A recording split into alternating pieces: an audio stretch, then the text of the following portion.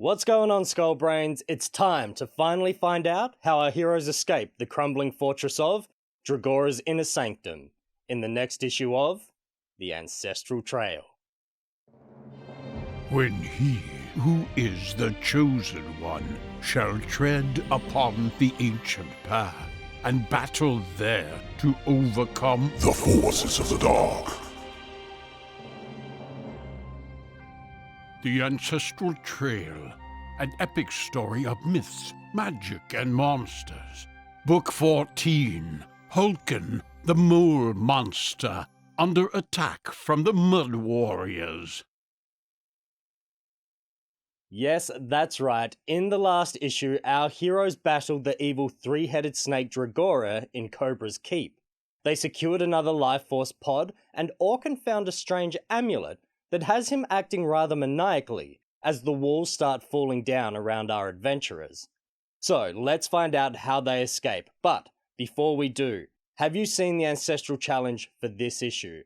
If not, you can check it out here, and then come on back and join in the fun. Are you ready? Let's do this.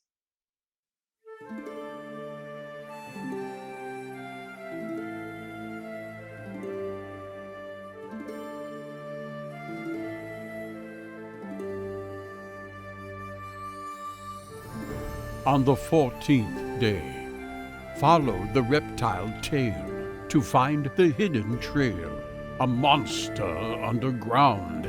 Seek the way that height has found. Beware the foe within. The safety water brings is fine, but no avail. Eyes that fly bring new travail.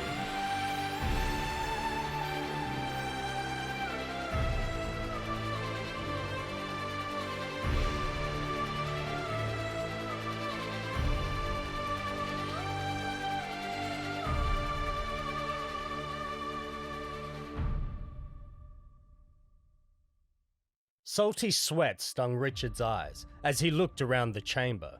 The cracks in the walls, floor, and ceiling were widening, and there seemed to be fewer reptiles than before. Then he looked at his companions. Orkan had stopped his wild laughter, and Kika was calm, but Melik was staring round in panic. Richard was about to speak when out of the corner of his eye, he saw a tail disappearing through one of the larger cracks. "Over here," he shouted to the others. "The lizards have found a way out." They ran after the reptiles and entered a long, rough-hewn tunnel. It shook and jutted, and the heat was still intense. The four ran along, jostling against reptiles that scrabbled and bellied their way along the narrow corridor. Desert sand poured through breaks in the wall, forcing them to tunnel their way on all fours. Eventually, the tremors grew fainter, and the sandy floor turned first to a peat-like loam, and then to dark, sticky earth. A faint glimmer of daylight came from ahead, and they sprinted the last steps to freedom, bursting out onto a hillside.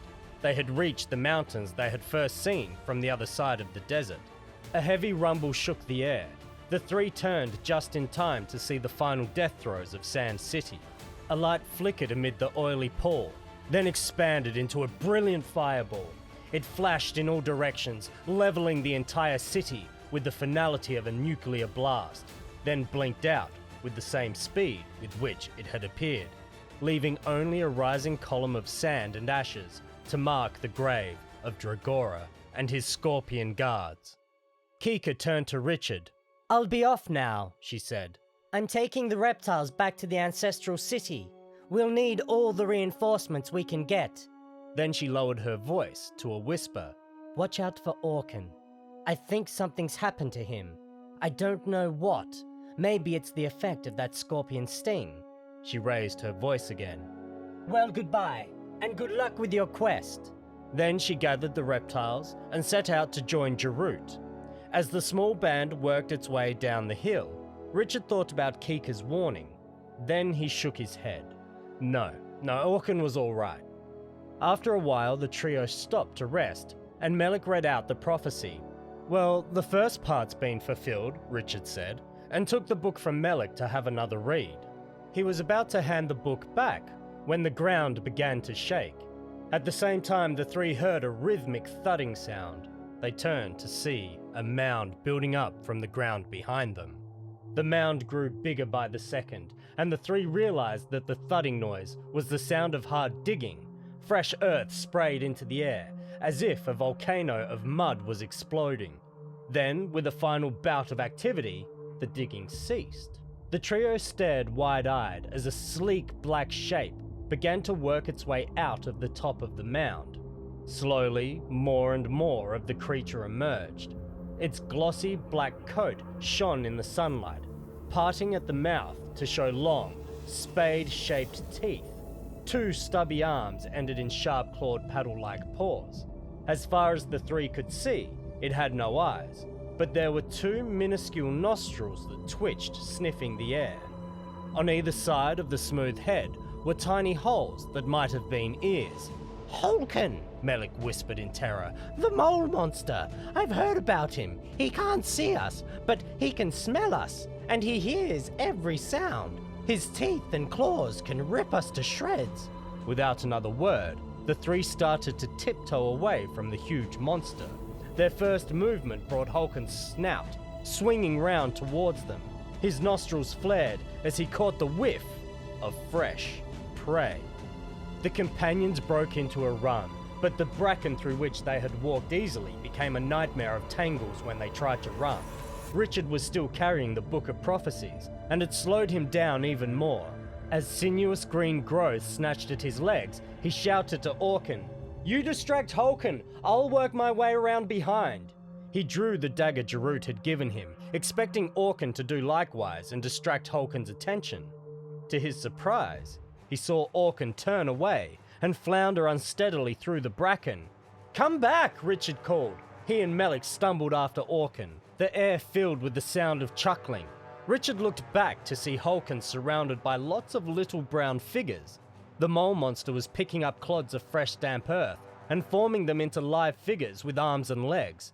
As he placed each little model on the ground, it stretched, tested its limbs, and darted off. Horrified by what he had seen, Richard struggled on after Orkan. Melik tried to follow, but he caught his ankle in a spiny piece of bracken. Frantically, he tried to free it. Meanwhile, the little figures scurried from Hulkan's hands, darting easily beneath the bracken fronds. Hulkan was creating an army of mud warriors. The creatures soon outstripped their quarry and began to form a half circle ahead of Richard and Orkan. The warriors clung haphazardly to each other, moulding into a mounting wall of damp earth.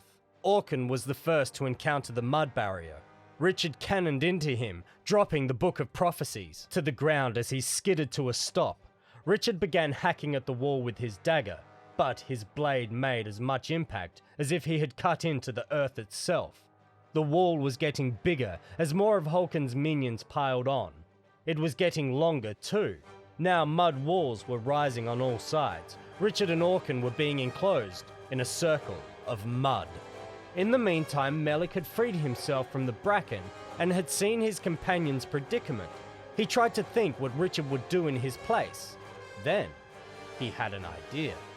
Melik ran to a nearby tree, and in no time, he was looking down on his friends from one of the topmost branches. He scanned the surrounding area for water. Within the mud circle, Richard was at a loss. There seemed to be no escape. He clasped his amulet and prayed for Golan's help. Almost immediately, he sensed the Guardian's voice, telling him to look for safety beyond water. The circle was almost complete. Richard could see nothing. High in the tree, Melik had spotted a stream tumbling through a gorge some way beyond the mud wall. He could also see Hulkan making more and more mud warriors. They scurried from his paws, piling onto the wall that towered above Richard and Orkan. Then Melik saw something that got him so excited, he almost toppled off the branch. There was a hole where the wall had not been joined. If they were quick, Richard and Orkan could escape through it. He shouted down to Richard, directing him to the breach in the wall. Then he started on his perilous descent, and, after several worrying moments, he landed safely on the ground.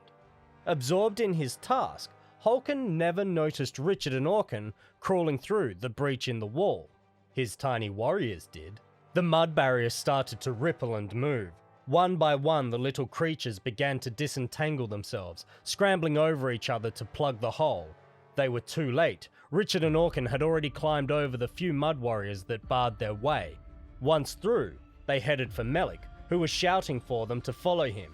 Behind them, Hulkan's warriors struggled to unform the wall and chase after their prey.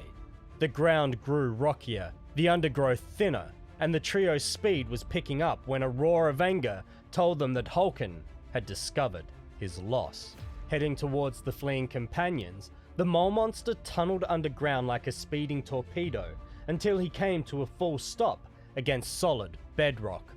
Hulkan surged to the surface, throwing up a mound of earth, and waved his tiny warriors on. Richard turned to see the mud army streaming past the black form of their furious master. First one, then another of the mud warriors threw themselves at Richard, splattering onto his leg with a wet smacking noise.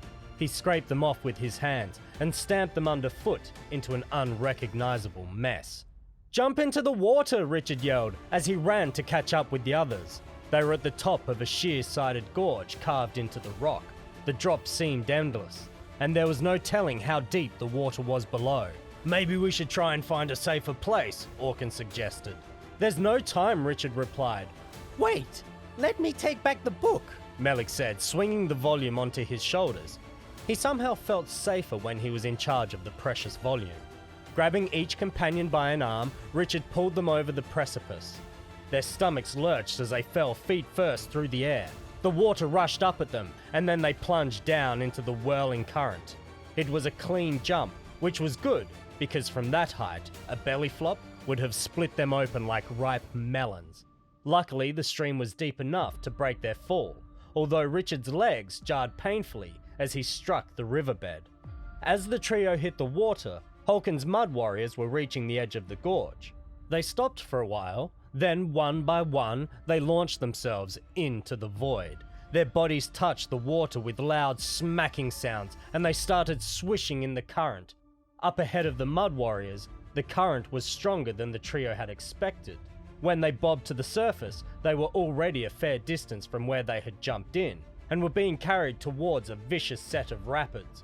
Orkan, the worst swimmer of the three, came off best. Caught by an eddy in the flow, he was swept straight onto a gravel bed on the opposite bank at the end of the gorge. Richard was able to join him there with some difficulty. Poor Melik had a harder time.